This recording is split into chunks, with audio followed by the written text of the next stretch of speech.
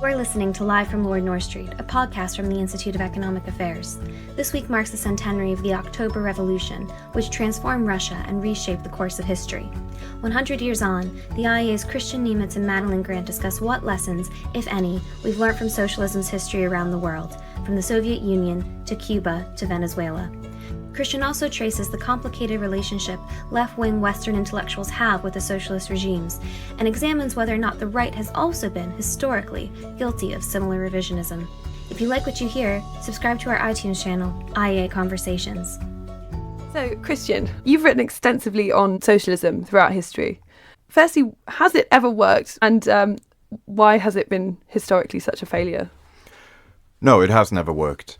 There's a number of reasons for that. It used to be a common assumption that socialism doesn't work because people aren't good enough. That is against human nature, that people won't work hard if it's for the common good. They work primarily for their own benefit. But that isn't actually true. That is not the reason why socialism failed. In fact, you can have material incentives even in a socialist economy, and they always had them as well. It's only the most extreme versions of socialism that strove for complete equality. There was always material incentives in socialist economies as well. That really isn't the issue.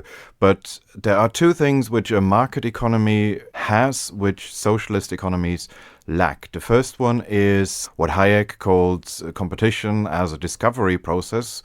What he meant by that is simply, we don't really know much about what works economically. Even economists, or maybe especially economists, we don't know much about what makes some industries, some regions, some companies successful. What we need to do is try lots and lots of different things, have people with completely different ideas of how to organize economic activity, try their different ideas, put them into practice in competition with one another, and most ideas will then fail, but some will succeed and they will get taken up more widely. That is essentially what a market economy is, a trial and error process. That's what you need for economic success. Trial and error, but combined with a quick feedback mechanism, which is the profit and loss system, which ensures that bad ideas disappear and things that work get more widely adopted, taken up and replicated. An incredibly simple idea, but that is something that in a socialist economy you cannot replace. Nothing can replace that process, and that is the main source of progress in market economies. Socialist economies haven't been able to replace it. They've tried a little bit. There has been the concept of socialist competition where they try to mimic this process a little bit, but it's never got anywhere because these elements don't mix well. What they have done in practice, socialist economies, is they have invested quite heavily in industrial espionage because that was their way of trying to free ride on the trial and error processes that existed in Western countries, something that they did not have domestically, so they tried to free ride it on the efforts of Western countries. So East Germany in particular invested a lot in espionage. They put spies into West German companies and tried to find out what it was that these people did better on the other side of the Iron Curtain. That type of espionage reduced the East-West gap, even though that was quite substantial, but it reduced it by several percentage points. The gap would have been even more extreme if they hadn't had that capitalist outside world to free ride on. So they were talking constantly about world revolution, liberating their comrades in the West, but socialist politicians were probably secretly hoping that there would never be a world revolution so that they would always have a capitalist outside world that they could free ride on. So that's the main thing that market economies have and socialist economies don't. Trial and error, competition as a way of finding out what works. The second thing is the price mechanism. A price mechanism is an incredibly efficient way of coordinating economic activity. When demand for something goes up, you will have an incentive, you will have prices rising, an incentive therefore for suppliers to supply more of that, and this will then mean an incentive for producers to produce more of it, for new producers to enter the market in the first place, and you will have an increase in the price of the different raw materials that product, whatever it is, needs, and therefore an incentive for other producers who use the same raw materials to find ways to economize, use less of it, and you get a quick adjustment process. You don't get shortages, you don't get empty shelves, you get some adjustment that we don't even notice is happening, because in a market economy, it's just the most everyday occurrence. It happens while we record this podcast. It's happening all over the country several hundred times, that there will be some change in demand patterns, supply patterns, and the price mechanism just coordinates that. And it's something that socialist economies have found very hard to replicate, because their equivalent would be much clumsier. You would have to have planners, first of all, detecting that there is a shortage of something, and then try to find a way of reallocating factors of production, and then running into all kinds of problems, because they would have to take those factors of production away from some other sector, some other company, and those state-owned companies would then say, oh no, don't take it from us, we need those resources, because of course self-interested behavior isn't something that's unique to market economies. You get that in socialist economies more than anything, really. Or maybe even more than anything. Yeah. That what happened in socialist economies was that when the planners were drafting their 5-year plans, you had the managers of state-owned companies overstating their need for input factors and understating their capacities, because that was their way of trying to get less stringent production targets. Of course, you can reallocate input materials and factors of production in a socialist economy as well, but it's just 1,000 times slower and more cumbersome and clumsier than it would be in a market economy, where it happens all the time and we don't even notice it. It's not a pure market economy. Even if there's interventionism, if there's all sorts of distortions going on, you can still have an at least reasonably high living standard in a market economy, whereas socialists would always say, oh no, but it wasn't the real thing, it wasn't absolutely pure. Well, I think that's very true, especially nowadays when many self-avowed socialists will point to countries that are essentially liberal democracies, capitalist countries that just happen to have high levels of wealth redistribution, and cite them as socialist states. The classic example of this is what happens with Norway and Sweden in particular. Yes, that's perhaps a deliberate misunderstanding by the socialist left, or misrepresentation of what the Nordic economies do. It's a caricature to say that they are mild versions of socialism, or somewhere in between capitalism and socialism. They're not. Actually, the Nordic economies, if you look at indicators like the Economic Freedom of the World Index, or the ease of doing business indicators, the Nordic economies are always very good on those indicators across the board, with one exception, which is those categories that are specifically related to taxation and public spending. So they get low marks on those categories, but superb marks on almost everything else. Those are relatively liberal, relatively free economies. What they show is that an economy can cope with high levels of taxation if it gets absolutely everything else right. So pretty much the opposite of what people who refer to those examples want to show. They want to show that high taxes don't matter. Well, they do matter. It's just you can compensate for them, but you need to get virtually everything else absolutely right. But what those economies don't do is they don't have a large sector of nationalized companies. In fact, they had the same privatization processes that Britain had in the 1980s under Thatcherism. It's just that they weren't banging the drum for privatization. They did it in a more subtle and quiet way and avoiding the ideological battles around it, but they had the same thing happening. They had, of course, also waves of privatization, and they are relatively lightly regulated economies where the government is not a significant player in the economy. It leaves the market economy to its own to create wealth.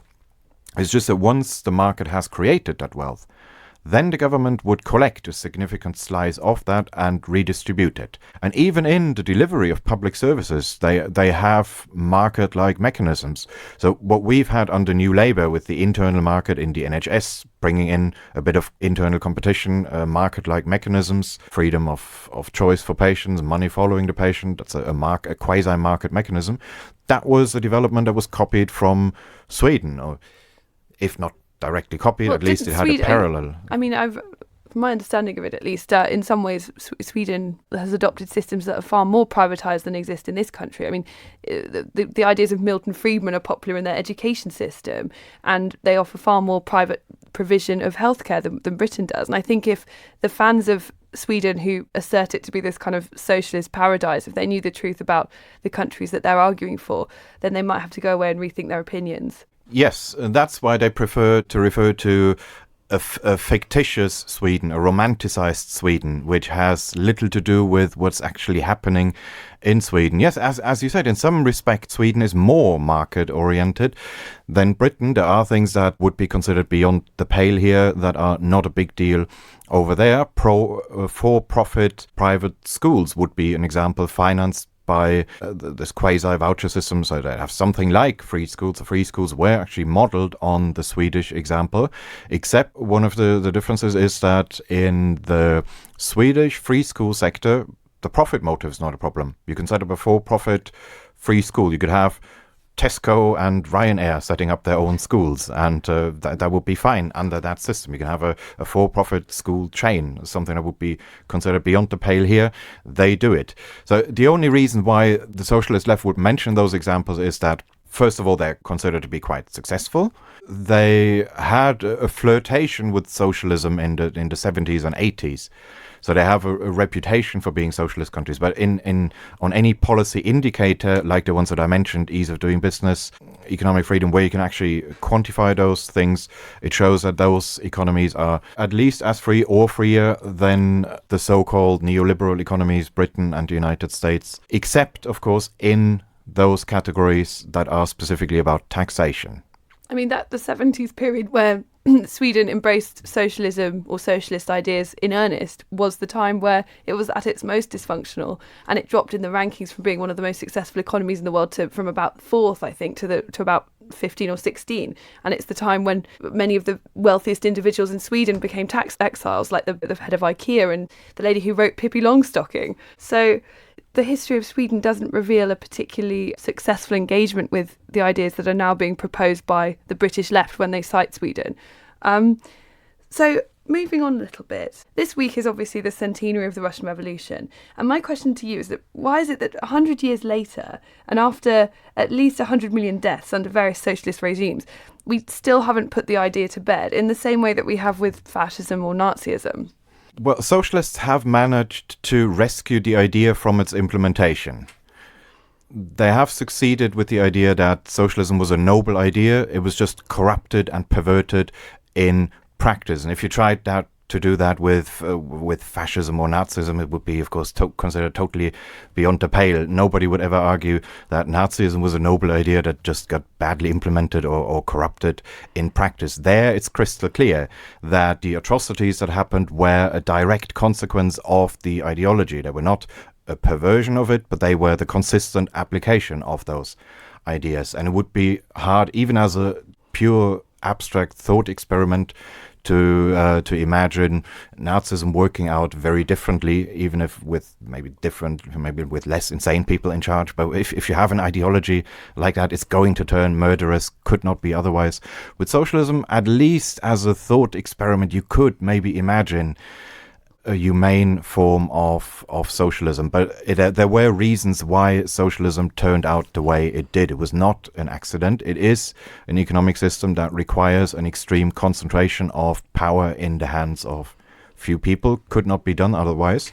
That's what socialists have been trying to get around since for the last 100 years, that whenever a socialist experiment failed, they said, well, that's because they didn't empower the people. They empowered bureaucrats, a politburo, technocrats, dictators, and so forth. And what you have to do is give power to the people. But the trouble here is that you can run maybe a small commune, an agricultural community, a small group with a very simple economy can be run in that way. You could have a village of 100 farmers or something, or a kibbutz of the type they have in Israel, where you have a small group that only engages in quite simple economic activities, farming. There you can run a system like that you have the whole community getting together, discussing jointly what they should do, what seeds they should plant, whether they should have, an early harvest or a late harvest, so the relatively simple economic questions that arise in an economy like that. But as soon as an economy reaches a minimum level of complexity,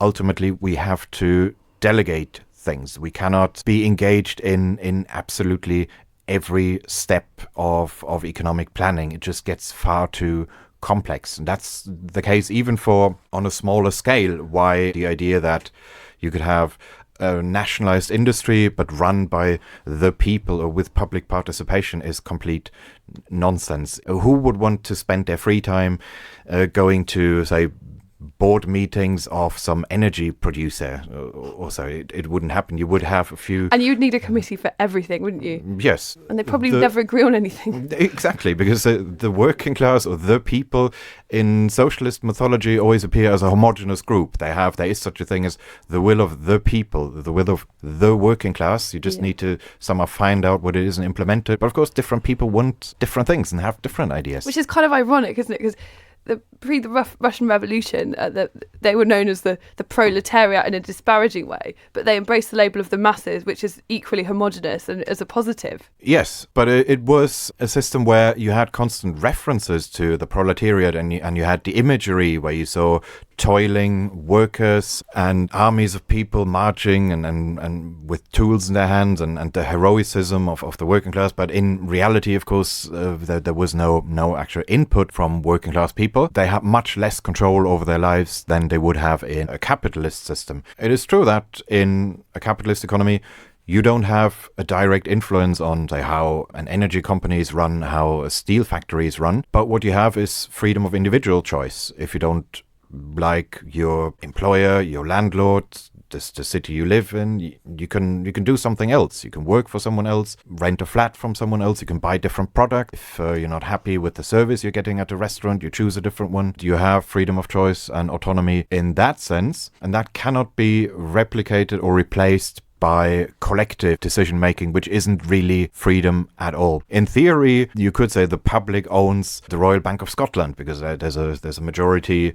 stake in it. But the idea that just because something is owned by the state means that you have a say over it in a meaningful sense is just complete nonsense. The Royal Bank of Scotland may be technically state-owned, but if you did a survey in the streets, if you ask random people, do you feel that the Royal Bank of Scotland is yours? Do you feel a sense of ownership in a meaningful way? Do you consider it the People's Bank? People think you're mad. They'd say, well, of course, it's got nothing to do with me. That's something that remote elites are deciding somewhere. Going back on communism a little bit, I think probably any non-free marketeer listening to this podcast might be a little confused as to why we keep talking about communism when we're meant to be discussing socialism. Is it fair, do you think, to kind of lump the two together as they have? Because this is the criticism I get from my friends on the left all the time, that you're scapegoating my socialist views by portraying them as communism. I don't want to live in a communist state. No, it's not unfair at all. In Marxist theory, communism was simply the theoretical end stage of socialism. So socialism would be a period of transition, a bit like with Brexit, where you have an implementation phase, just that it can then last for 100 years, that you never actually get to the end stage. The idea was that once you have a socialist economy, human nature will change. At some point, the state will no longer be needed. It will die off. It will, as Marx said, wither away. And you just need a state as long as that proletarian consciousness isn't yet fully developed. In places like the Soviet Union, they called themselves socialist, heading towards communism. Communism was meant to be the final stage, which is a workers' paradise without a state of self-organizing workers, where you don't need a police, don't need an army, don't need nothing of that sort. That's the final utopia. But it's absolutely fair to lump them together. Kind of moving forward from the theoretical, philosophical to the present day, obviously it does look to many of us on the free market movement as though we are really losing the battle of ideas at the moment. I mean, I only graduated from university a few years ago, but when I was a student there were Che Guevara t-shirts everywhere and plenty of Lenins on people's walls. And obviously you do expect young people to be more left-wing in general, but is there perhaps something different happening in the 21st century? So, for example, I mean, given our failure to build houses, the difficulty young people have in saving, how can we expect the young to become capitalists when they don't have any capital? Yes, that's a fair point. And that's something where successive governments, even those that were in some other areas perhaps quite pro-market leaning, have failed. That's why it makes much more sense to go through these issues on a sector by sector, policy area by policy area basis. The failures that we have in the housing market is not a failure of capitalism. It's not the system as such that is failing here.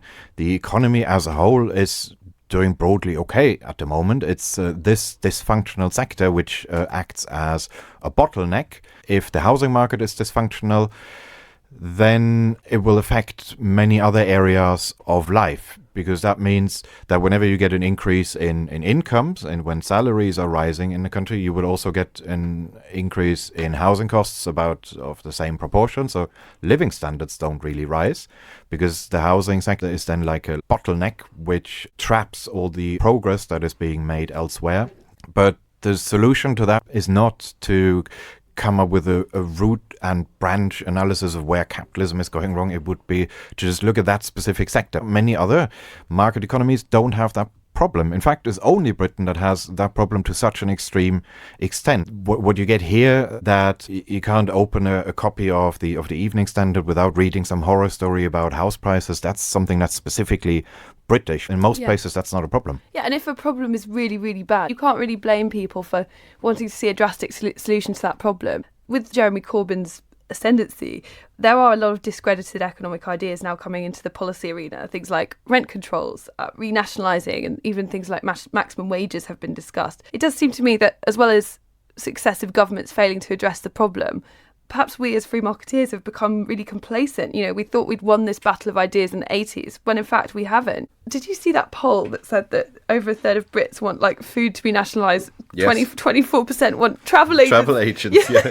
Hardly any left, but nationalise them anyway. I've heard this many times before this rise of Corbyn mania, that nobody advocates socialism anymore, that now we're just talking about different shades of capitalism. That was never true. Socialism has never really gone away. It was just that between the fall of the Berlin Wall and the rise of Venezuela mania, there wasn't really an example. There wasn't really a socialist utopia that socialists could point to. But socialist ideas have always been fashionable. They've never gone out of fashion. It just manifested itself in other ways. When I was an undergraduate, Venezuela mania hadn't yet started. Chavez was already president, but he wasn't yet well known in the West. Socialists would not point to any specific example, but the anti-globalization movement was all the rage at the time. Naomi Klein was considered extremely trendy. So you had socialist ideas being fashionable even then, even if it wasn't pinpointed at a specific socialist utopia. Those ideas have never gone away, but they just manifest themselves in a new way every few years. Is it also arguable that we need to have a Prime Minister Jeremy Corbyn before people have their kind of Callahan moment like we did in the end of the 70s and rejecting it in favour of free markets? Do you think that Corbyn will actually need to come to power for people to learn how unsuccessful his ideas could prove? Quite possibly. It's just that that is a very dangerous strategy. The trouble with bad policy ideas is that you lack the immediate feedback mechanism. It could well be that for 10 years or so you don't notice much. I guess in the case of Corbyn, we would notice it earlier. Maybe here the closest equivalent would be the time of Mitterrand in France in the early 80s. He was a proto-Corbynite of sorts, started nationalizing lots of industries, and investors were fleeing France. The French franc was crashing. Then he quickly had to U-turn after 2 years or so and reprivatize and stop further nationalizations. Maybe something like that could be quite healthy. That would be a way to go, but a bit of a risk there as well. Yes, just a tad. Just going to quickly move on to Venezuela, which I know we've brushed on, but you've written extensively about this, and it is a really good example of the kind of myopia that can take place, that as long as it's going all right, as you said, that you don't get that initial feedback mechanism. So sometimes regimes like Venezuela can appear to be doing quite well for at least the first few years, and then the trend is for people to get on board it, and then of course they change their mind. Yes, exactly. It's the reason why it seemed to work well was simply that oil prices were exceptionally high between, I think, 1999 and 2014. They started rising literally a few weeks before Hugo Chavez came to power for the first time, and then rose almost continuously, eventually reached the highest level ever in recorded history in real terms. And Venezuela being having the largest oil reserves in the world, of course benefited from that, and as they would have under any other government. But it wasn't commonly attributed to high oil prices, but seen as a success of socialism. It was for a while, between the mid-2000s and until just after the death of Hugo Chavez, it was extremely trendy to be pro-Venezuela, pro-Chavista. Then, when oil prices returned to a more normal level, And that amplified problems that already existed, such as the shortages in Venezuela caused by price controls, and those existed even at the peak of the oil price boom, but they became then more extreme. Then a lot of people fell silent on the issue. They quickly, gradually distanced themselves from that model, and I suppose in a couple of years the conventional wisdom will be that was never truly socialist. They'll find some other term for it, state capitalism, some badly managed form of caudillismo, and try to dissociate the socialist idea from it, saying socialist ideas are good, they've implemented it badly. And there's a pattern here. This is what Western intellectuals have been doing for 100 years. Socialist experiments have often had brief periods, or sometimes not so brief, about a decade, during which they seem to be doing relatively well. During those periods, they've always had lots of admirers in the West. So Soviet Russia in the 1930s was going through a period of fast industrialization. That's when they became a global superpower. And it was widely admired in the West, even by people who hated socialism, people who only acknowledged it very grudgingly, saying, well, okay, I don't like this regime, but they seem to be doing something right. And during that time, you had literally thousands of Western intellectuals traveling to the Soviet Union, coming back starry-eyed, saying, this is wonderful, I've seen the future. This is the model for the world to follow. This was in the 30s. Then Soviet Russia fell out of fashion from the 40s onwards, well, especially with the Nazi-Soviet pact and the joint invasion of Poland. That then made it a bit hard to justify. You can't say the Nazis invading the west of Poland, that's the worst thing ever, but the Soviets invading the east of Poland, that's great. Let's no problem with that. So what replaced that? Well, in the 60s, Maoism became the new utopia, and pretty much the same pattern. They also had the same problems. They also had a massive famine. They also had their equivalent of gulags, clamping down on the opposition, on imaginary saboteurs. It was like a blueprint of the same thing happening again. And also Cuba, I expect. Cuba's an easier one in some ways, because you can blame any issue of Cuba on the blockade. Yes, in that sense, Cuba is a bit of an outlier. In the book that I'm writing on this, the pattern that I'm describing is a brief honeymoon period during which everyone is enthusiastic about it, and then a period of a U-turn or dissociating the experiment and saying it was never truly socialist. With Cuba, it hasn't quite happened in that way. There was a period of early enthusiasm during which they had their pilgrimages in around the time of the revolution, and then support for it became a bit more lukewarm, but it has never completely fallen out of fashion. It is, as you said, the Che Guevara t-shirts and all that, it has become a part of popular culture. Maybe that's one of the reasons why it hasn't completely fallen out of fashion, that it has this iconography which has just moved away from Cuba, the actual country. It's now more about projecting a generic rebel image. It's not so much about what happens in that specific country. Do we ever get examples of this kind of fawning over corrupt and evil regimes? Is there a history of this taking place on the right? I mean, one example that springs to mind is potentially a lot of people allowing their love for Margaret Thatcher to cloud the Pinochet regime and Thatcher's involvement with Pinochet. Yes, it could be on the conservative side. I would say much less on the classical liberal side. For conservatives, it was maybe an issue of tribalism, that she was the party leader, whereas classical liberals had a more lukewarm relationship with Thatcherism, saying, yes, she is implementing some liberal economic policies, and that's a good thing, but you wouldn't count yourself as part of the Thatcher tribe and maybe disagree with some of her other policies. The closest thing would have to be Hayek writing about Chile under Pinochet. He did not completely deny, but downplay some of the things that were going on in Chile at the time. But nonetheless, the people who criticized him for that were other classical liberals. Most classical liberals writing about the subject simply said, this is a dictatorship, and the torture and the exiles and murder that's happening, that is completely inexcusable, and there's absolutely no ways about this. But what we're defending is the economic policies of the Chicago Boys, and you can separate that. Pinochet didn't come to power with a plan of liberalizing the economy. What happened was that after he came to power, the economic crisis deepened, and Chile was in a period of economic chaos. And then 2 years later, after he had already fully consolidated his power, that's when they appointed those so-called Chicago boys to senior positions. The initial appointments were all over the place. You had old-style corporatists with some free marketeers in second-rate positions. And in 1975, that's when the first of the people who were trained in Chicago or who were fellow travelers, sympathizers of that school of economic thought, when they were promoted to leading positions, and that's when the liberalization started. Even then, the big privatization wave in Chile really only started in the mid-1980s, so in the last years, actually, of the Pinochet regime. What I'm trying to say is simply that you can praise the economic policies of the Chicago you can say, boys. I'd rather live in a dictatorship that was pursuing decent economic policies, which means a higher standard of living, than a left-wing dictatorship which not only kills people but also starves people. And it also makes the transition to democracy eventually easier. That's why the transition also in South Korea and Taiwan to democracy, from military dictatorship to democracy, was smoother, and once you had a democracy it was more stable. And it's best if that's preceded by liberal reforms. Great. Thanks, Kristian.